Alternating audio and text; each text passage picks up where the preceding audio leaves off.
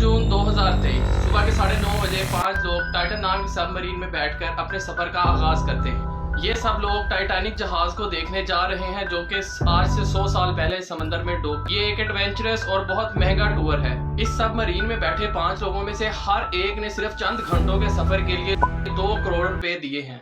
ये टूर महंगा क्योंकि टाइटैनिक का रैक समंदर में 3810 मीटर नीचे गहराई में मौजूद है। टाइटन सबमरीन हर 15 मिनट के इंटरवल के ऊपर सरफेस पे मौजूद एक जहाज जिसका नाम पोलार प्रिंस है उसको सिग्नल भेजती है।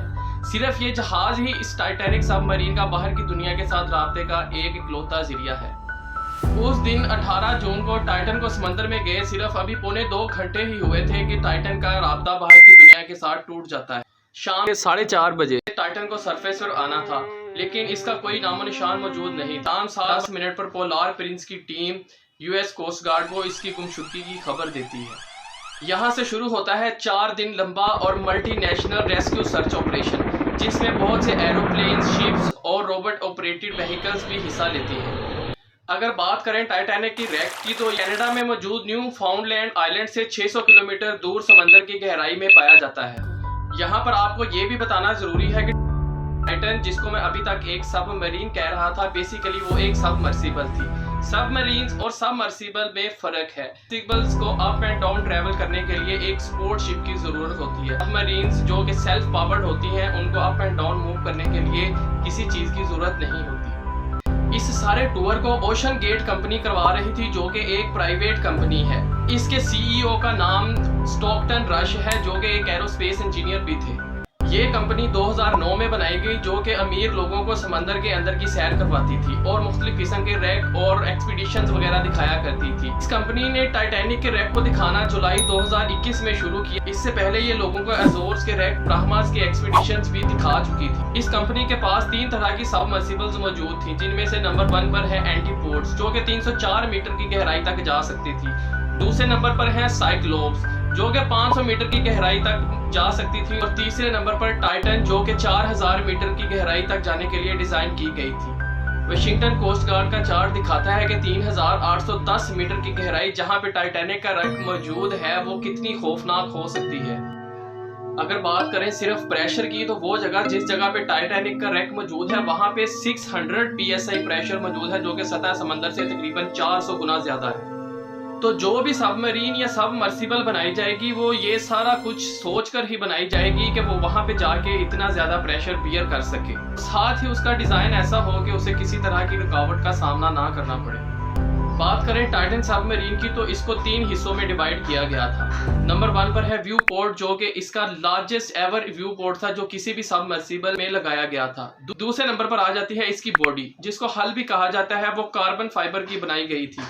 और तीसरे नंबर पर आ जाती हैं इसकी कैप्स जो कि टाइटेनियम की बनाई गई थी। इसके वजन की बात की जाए तो वो इसका टोटल वजन 10,400 किलो था और इसकी टोटल लेंथ 6.7 मीटर्स थी। इसके ऊपर 2 हॉरिजॉन्टल और 2 वर्टिकल थ्रस्टर्स लगाए गए थे जो इसको अप एंड डाउन मूव कर सकते थे। और इसके कम्युनिकेशन सिस्टम की बात की जाए तो उसमें स्टारलिंक का सैटेलाइट इंटरनेट सिस्टम इंस्टॉल था जो कि इसको सैटेलाइट के जरिए कंट्रोल कर रहा था, जिसको इस्तेमाल करते हुए ये बाहर की दुनिया के साथ अपना कम्युनिकेशन बहाल रखे हुए थे। इसमें मौजूद 5 पैसेंजर्स में से नंबर 1 पर आ जाते हैं हैमिश हार्डिंग जो कि एक ब्रिटिश बिलियनियर भी हैं और वो 3 टाइम्स गिनीज वर्ल्ड रिकॉर्ड में अपना नाम दर्ज करवा चुके हैं। वो मैरियाना ट्रंच की गहराई तक जा चुके हैं जो कि अर्थ का डीपेस्ट पॉइंट है। इसी तरह वो ब्लू ऑर्बिट फ्लाइट का हिस्सा भी रह चुके हैं जो जिसको जेफ बेजोस की कंपनी ऑपरेट करवा रही थी। दूसरे नंबर पर आ जाते हैं पॉल हेनरी नॉर्जियोलेट जो कि एक रिटायर्ड फ्रेंच नेवी कमांडर थे और जो 37 मरतबा टाइटैनिक के रैक का विजिट कर चुके और टाइटैनिक अंडर वाटर रिसर्च के डायरेक्टर भी रह चुके थे। तीसरे और चौथे नंबर पर आ जाते हैं शहजादा दाऊद और उनके 19 साल के बेटे सुलेमान दाऊद जो कि ब्रिटिश पाकिस्तानी बिजनेसमैन है। और 5वें नंबर पर मौजूद थे स्टॉकटन रश जो कि ओशन गेट कंपनी के सीईओ थे। टाइटन सबमरीन 11:15 से पोलार प्रिंस से अपना राब्ता खो देती है और 4:30 बजे तक ये तवक्का की जाती है कि ये राब्ता टूटना एक कम्युनिकेशन डिफेक्ट भी हो सकता है। और अगर किसी तरह का मसला बन भी जाए तो ये बैलेस्ट को गिरा के जो कि एक तरह के हैवी वेट होते हैं इनको गिरा कर ऊपर जमीन पर आ सकती है। ये बैलेस्ट स्टेबिलिटी प्रोवाइड करते थे और शिप्स और सबमरीन्स को ऊपर और नीचे ले जाने में इम्पोर्टेंट किरदार अदा करते थे। ये बैलेस्ट टाइटैनिक का हिस्सा थे और पहले की सबमरीन्स में पाए जाते थे। आजकल की सबमरीन्स में सिर्फ बैलेस्ट के तौर पर पानी को इस्तेमाल किया जाता है। 7:10 पर यूएस कोस्ट गार्ड को टाइटन की गुमशुदगी की खबर दी जाती है और फिर शुरू होती है टाइटन में मौजूद लोगों को बचाने की दौड़। क्योंकि इसमें सिर्फ 96 घंटे की ऑक्सीजन मौजूद थी और वो 5 लोग सिर्फ 4 दिन तक जिंदा रह सकते थे, चाहे सबमरीन ऊपर सरफेस पर आ जाए। अगर 4 दिन से ज्यादा हो गए तो इन लोगों को बचाने के कोई चांसेस नहीं थे, क्योंकि वो लोग ऑक्सीजन की कमी की वजह से मर सकते थे। ऐसा इसलिए था क्योंकि टाइटन को अंदर से खोलने का कोई जरिया नहीं था, इसको सिर्फ बाहर से ही खोला जा सकता था। सबसे बड़ी बात यह थी कि टाइटन के ऊपर इमरजेंसी पोजीशन इंडिकेटिंग सिस्टम को इंस्टॉल ही नहीं किया गया था, जो कि एक तरह से लोकेशन इंडिकेटर के तौर पर काम करता है। एक मसला यह भी था कि टाइटन को ढूंढने के लिए सर्च एरिया 2500 किलोमीटर का था, जो कि आज तक का सबसे बड़ा सर्च एरिया था। सन 1973 में आज तक का सबसे बड़ा सर्च ऑपरेशन जो किया गया था वो 480 मीटर का था। शुरू में इस सर्च ऑपरेशन में 2 अमेरिकन और 2 कैनेडियन एयरक्राफ्ट हिस्सा लेते हैं, लेकिन वक्त गुजरने के साथ साथ इसमें मजीद शिप्स का इजाफा किया गया और साथ में रोबोट ऑपरेटेड व्हीकल्स की भी मदद ली गई। ऑपरेशन के तीसरे दिन एक कैनेडियन एयरक्राफ्ट को कुछ बैंगिंग साउंड्स सुनाई देती हैं और फिर 22 जून को एक आरओवी को टाइटैनिक से तकरीबन 490 मीटर दूर टाइटन का मलबा मिलता है। इसके बाद ये बात कंफर्म कर दी जाती है कि टाइटन तबाह हो चुकी है और इसमें मौजूद 5 लोग अपनी जिंदगी खो चुके हैं। और उसी दिन यूएस कोस्ट गार्ड भी कंफर्म करती है कि उन्होंने जो बैंगिंग नॉइज सुनी थी वो टाइटन की नहीं थी। रिसर्चर्स का मानना है कि टाइटन इम्प्लोयन की वजह से मिली सेकेंड्स में तबाह हो चुकी थी, जो कि 600 psi प्रेशर को बियर ना कर सकी।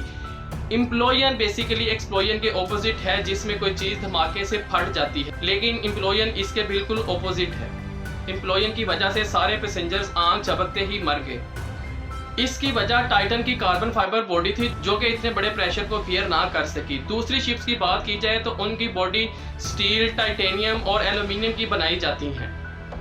रिसर्चर्स का मानना है कि कार्बन फाइबर बॉडी एक एक्सपेरिमेंटल डिजाइन था, जिसको ओशन गेट कंपनी पहली दफा डिप्लॉय करके एक एक्सपेरिमेंट करना चाह रही थी। ओशन एक्सप्लोरर रॉबर्ट बेलार्ड, जिन्होंने टाइटैनिक के रैक को डिस्कवर किया था, उनका कहना है कि आज तक के सर्च ऑपरेशंस में हमने बहुत सारे व्हीकल्स और सबमरीन्स का इस्तेमाल किया है, लेकिन आज तक हमने कोई व्हीकल और सबमरीन नहीं खोई जिस तरह के ओशन गेट कंपनी ने टाइटन को खो दिया। और इसी तरह जेम्स कैमरॉन, जो कि अवतार और टाइटैनिक फिल्म के डायरेक्टर हैं, उनका कहना है कि ओशन गेट कंपनी ने इस टूर के दौरान ह्यूमन सेफ्टी रेगुलेशंस को फॉलो ही नहीं किया। उम्मीद करता हूं कि आप सबको मेरी वीडियो अच्छी लगी होगी। इसी तरह की मज़ीद वीडियोस को देखने के लिए मेरे चैनल को सब्सक्राइब करें और इसे अपने दोस्तों के साथ शेयर करें।